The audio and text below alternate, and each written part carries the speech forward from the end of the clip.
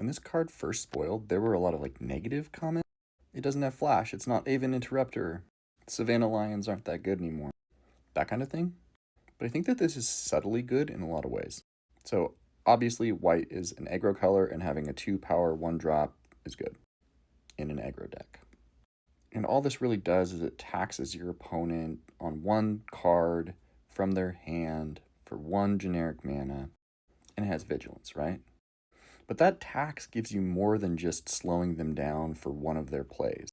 And yes, they're going to choose the card that they think is the least important, but they're not always going to make the right choice. And whatever card they do choose gives you intelligence about what they're playing.